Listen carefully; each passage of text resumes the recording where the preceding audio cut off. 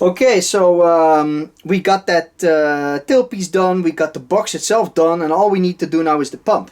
This is a little bit different from the 5HP18 because on the 5HP18 you just take off a certain plate and then you see your pump. In this case you have a shaft, like a loose shaft piece that's pressed in, which I take apart like this.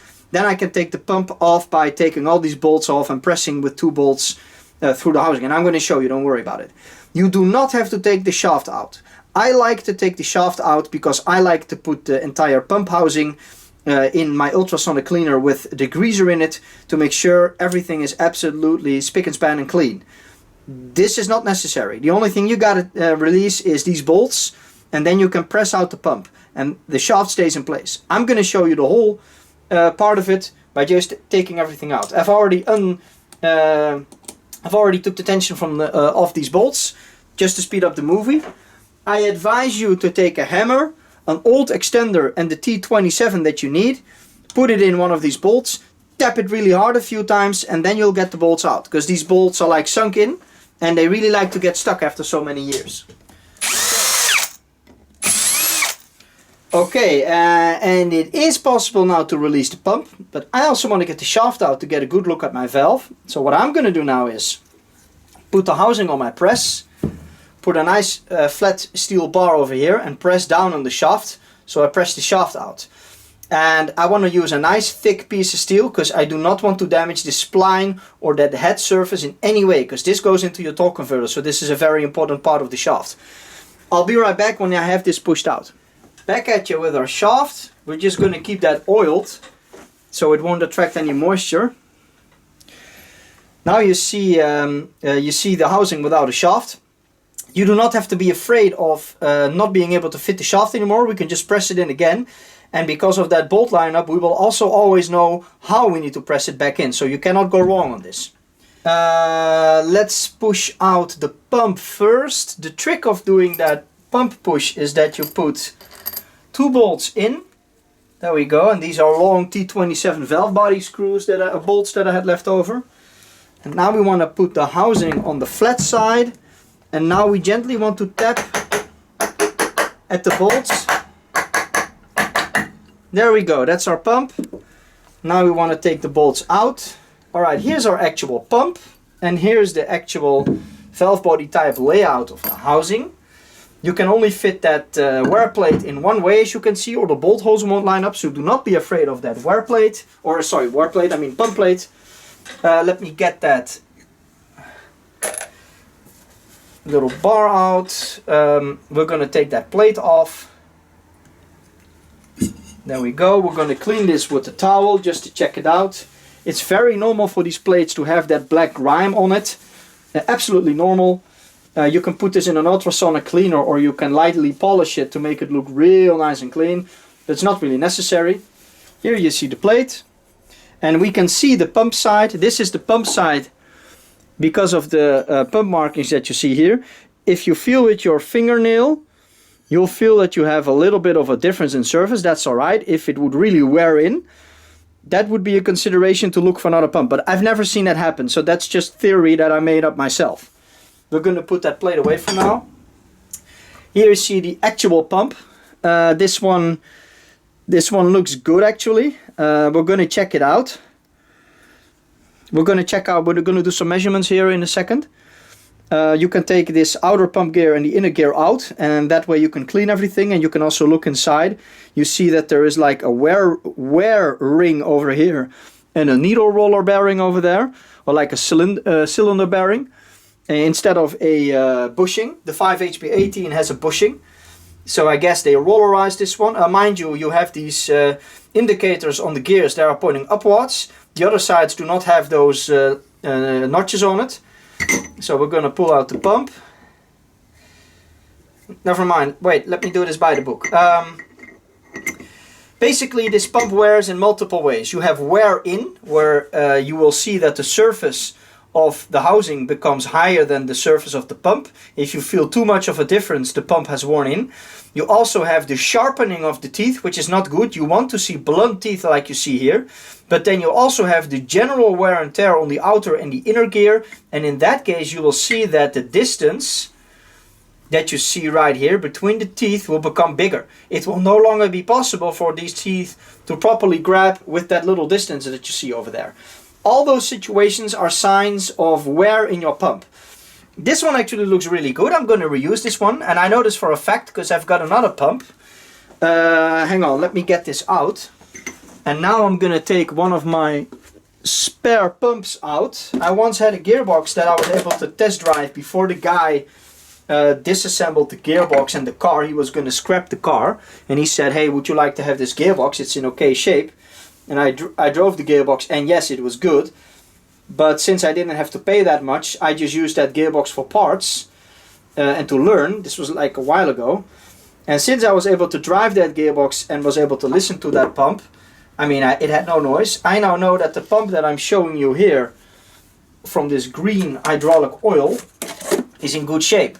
So as long as my pump on the left does not show more wear than my spare pump on the right, I know that we're still okay. And that's the only way I can tell you how to approach this pump situation, because I have no information from ZF other than if the pump is worn out, replace the pump. But they're not telling you if the pump is worn out. So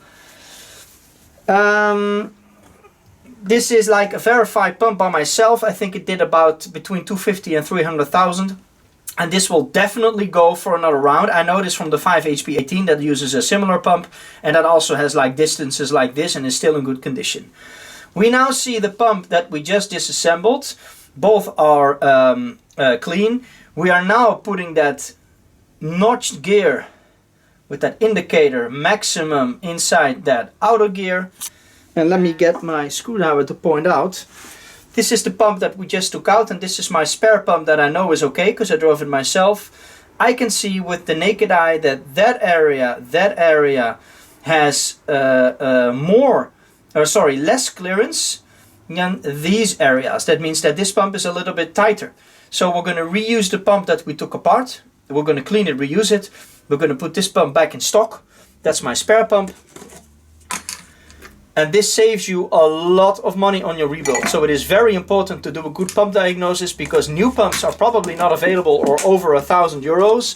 And used pumps will be diagnosed the same way that I just did, by people who've taken some measurements and who are comparing their used pump to some kind of measurement. Right, so put the pump away. Another interesting part is the main pressure regulator. This is not the main pressure regulator of the valve body that is known to wear its bore. This is the pump main pressure regulator, and you need both.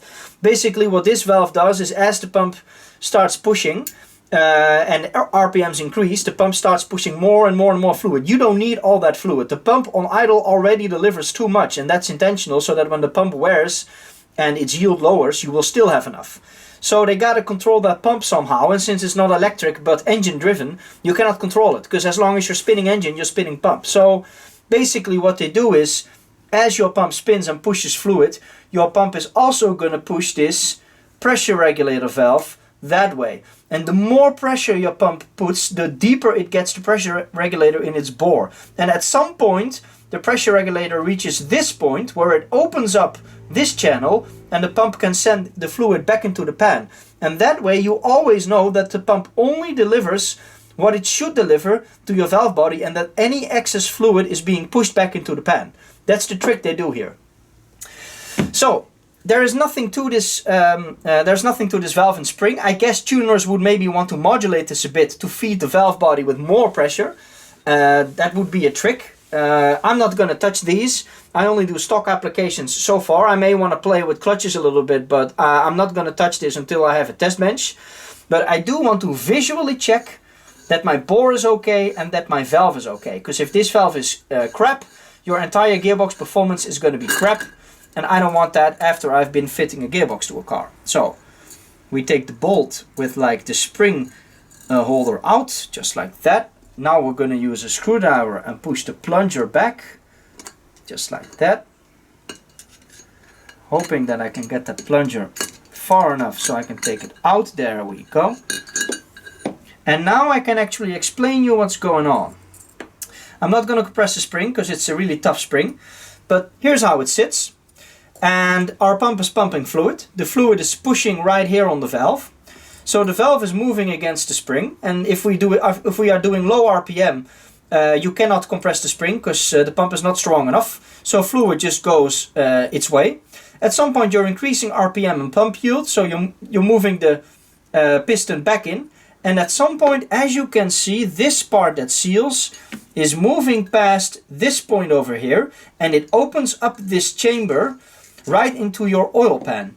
And that's how this pump works, that's how it regulates, because the more pressure you're putting, the further open you are pushing this and the more fluid you are leaking away. The steering pump in the car works exactly the same way. So we want to put it like this. I just want to visually inspect the bore for any strange stuff. I don't see anything, I don't feel anything, it's absolutely clean. There's nothing else we're going to do. We're not going to replace any of these parts. This spring is still okay, it's permanently lubricated, this never wears out. You just want to do a quick check. Because if you do have that strange application where either the spring retainer breaks, the spring breaks or is corrupted, or where somehow the piston breaks, your entire gearbox is going to do strange stuff. And that's why you want to visually check this. I'm not going to put this back. Very simple reason, I'm going to put this in my ultrasonic cleaner, and so I don't want these parts to be in. I want it to be completely empty. Right, the shaft here maybe as a last piece. I was just about to cut the movie, then I saw the shaft.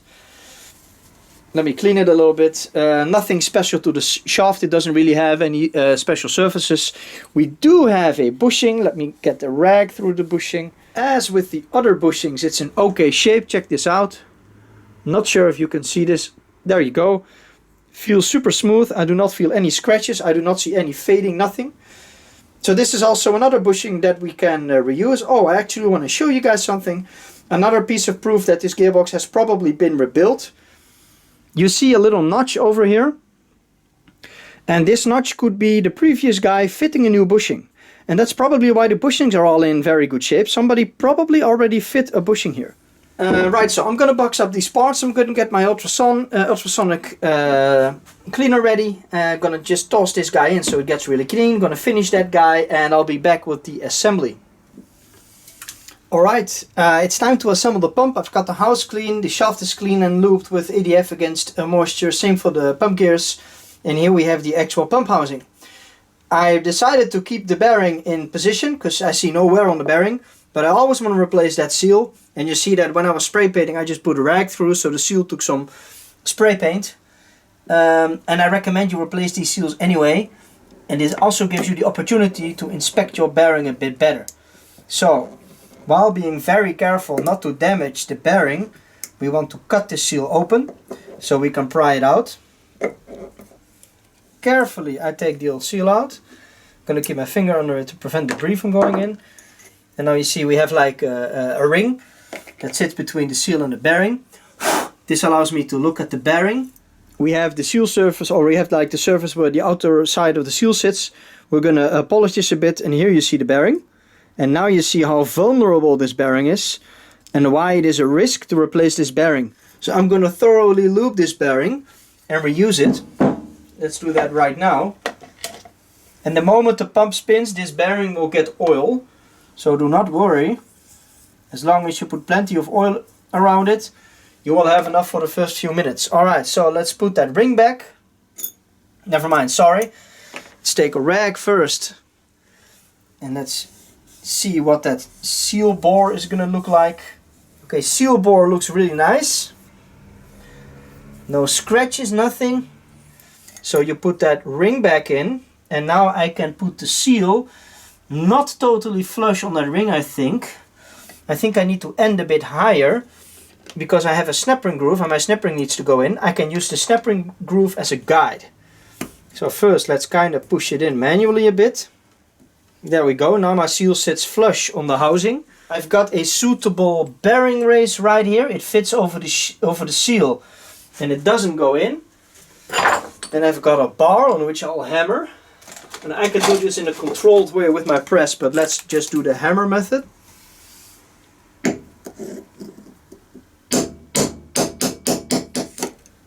5, 5.2, 5, 5 point something little, 5.2, and with the naked eye you can't see any difference, and I can feel the bearing is super free. Okay, let's put that snap ring in.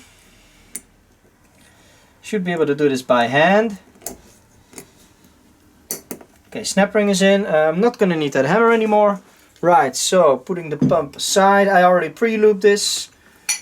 Gonna put that outer gear in with the notch on top, remember. Gonna put the inner gear in with the notch on top. Don't worry about lining them up. I mean, there's no certain position. One of them has one less gear than the other, and that's how it basically works.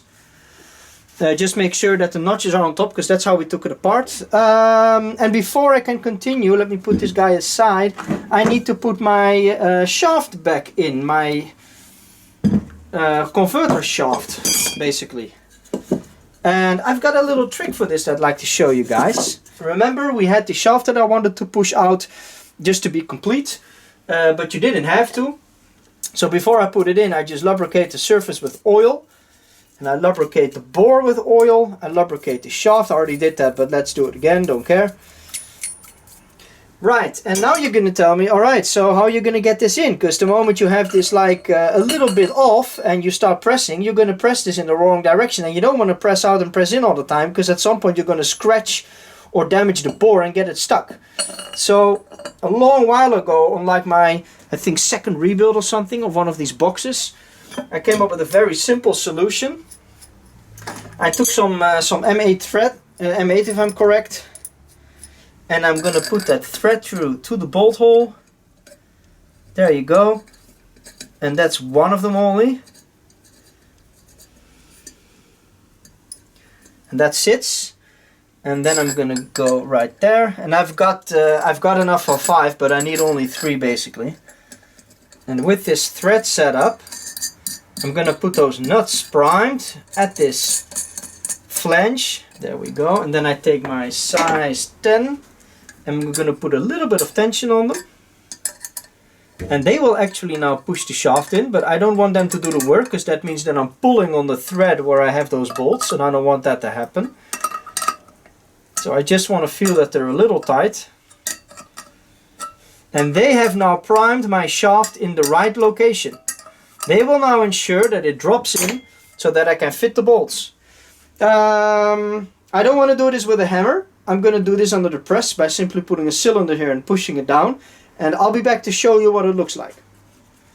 Okay, so I'm back at you, and you saw how I pressed this distance with the press. Nice and easy. Every hole lines up perfectly. So I take my threads out. This was just to assist. And it already has the press fit now, so I can just put the bolts back in. And they have a certain number of Newton meters. I'll put it in the video. But I never do this. I just use my wrist like this. And that's what I do. And the reason for that is, since everything is oily, that Newton meter number is not reliable. Because the friction that they thought about in the factory is not the friction that I have. So you cannot rely on it. You really need to know, you really need to have your gut feeling at the ready to get this right. Yeah, I don't need those wooden support blocks anymore. Now what we're going to do is, oh, the dose valve. We still need to fit the dose valve. Let me get that brush with oil and let me oil up the bore of that dosing valve a bit. And the reason why I want to do this thoroughly is that I had this in the cleaner, in the ultrasonic cleaner, so it came out 100% clean. Right, lubricated. I'm gonna need a new ring here. Let's reconstruct the valve before we slot it in. Here's how we're gonna put it in. So first we put the piston in. I had that lubed as well. Then we put the spring and that spring holder in, and I can see now that my piston is in position, so that's good. Then I'm going to put this guy in, and I have the new ring, seal ring fitted, sorry. Now first we hand tighten this piece. That's hand tight. Now we use a flathead and we move the piston, and we want to feel spring action. And we want to see that piston move. There you see it. That's good. I take size 19 and put some tension on it. I'll do the rest when the gearbox is assembled.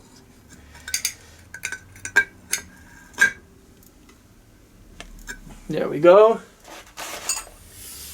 Basically all we got to do now is fit the actual pump itself. Head is cleaned, head is lubricated already.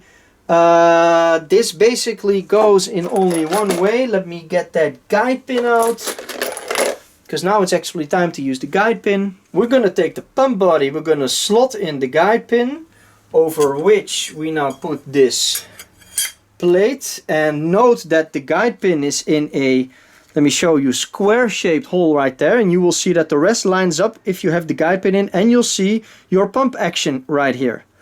So the guide pin sits over there, so we want to slot this guy in like that. There we, oh wait, before I go so fast, I also need a new O-ring. Hang on, and I have that O-ring ready here.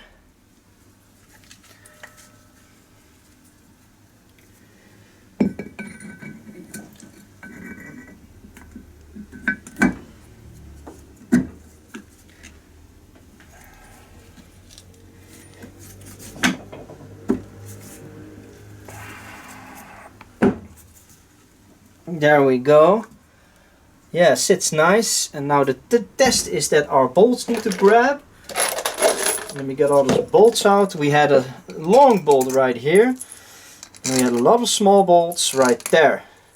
And the wear plate cannot obstruct you, because if the wear plate would obstruct you, you would see, because your bolts wouldn't drop in. So I know that the wear plate is not obstructing me. Let's not forget about this little guy. And let me see.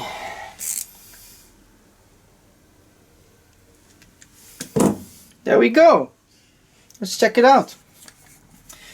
New seal looks nice, sits flush. I oiled it. Pump with an O-ring, spray painted this a bit so it looks nicer. I worked on this surface a bit, but this surface doesn't have a function. I cleaned the pump thoroughly, also on the side, so it looks better.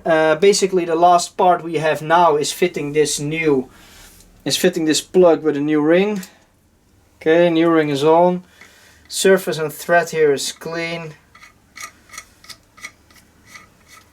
I can already put tension on this guy, because this is just like a tap for pressure.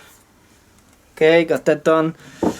Now I'm gonna cut the video, reposition the camera, and we're gonna fit the pump to the gearbox.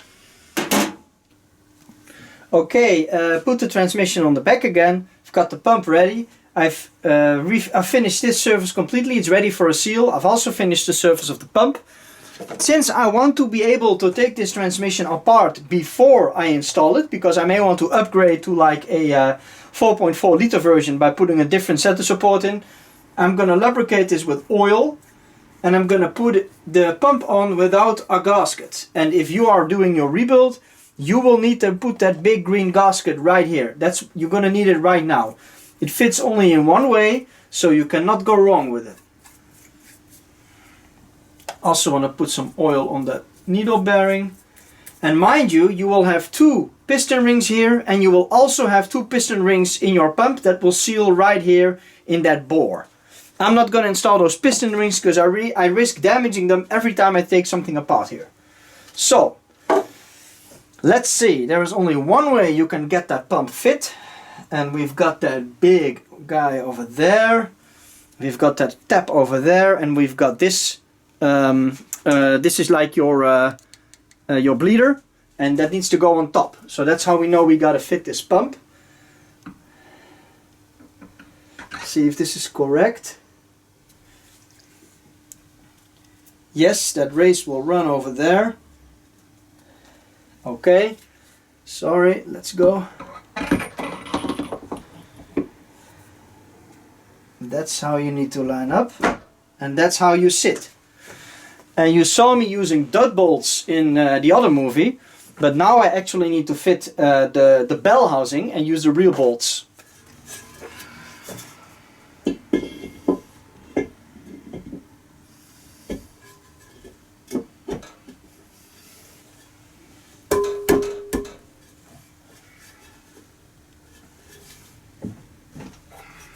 Super. Alright, so let me get those bolts out. Wow, I haven't seen this transmission like this in a while now. It's been a nice run, but I'd like to have my workbench empty because I want the 5 HP30 movie to get going. I noticed that there is nobody on YouTube with a good 5HP30 teardown inspection and explanation. So I'd like to be the guy who also offers you the 5HP30. Right, so let me get a socket for this.